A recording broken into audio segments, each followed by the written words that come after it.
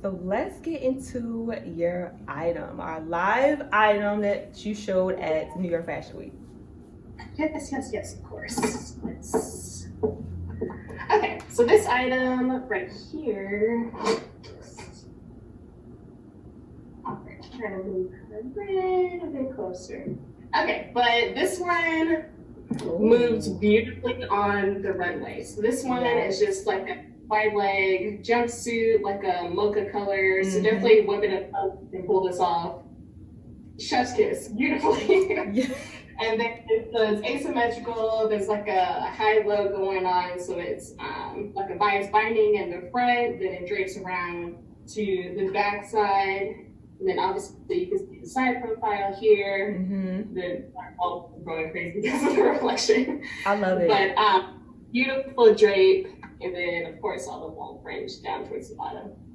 It is beautiful. I love it. And it's about to be spring too. So yes, the sun.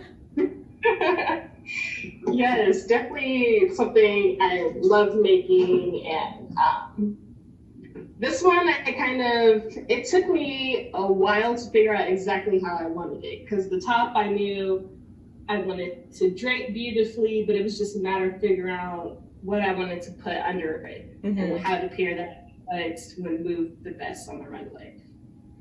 Yes. Are you going to come back to New York?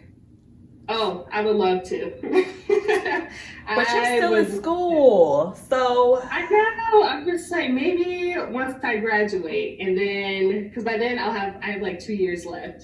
So then by then I feel like I can get my life together enough to move up there. Yeah. Yes. Oh, New York Fashion Week, I meant to say, not just New York. Oh, yes, for sure.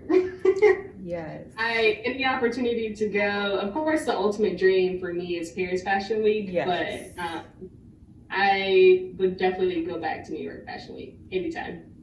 Yes.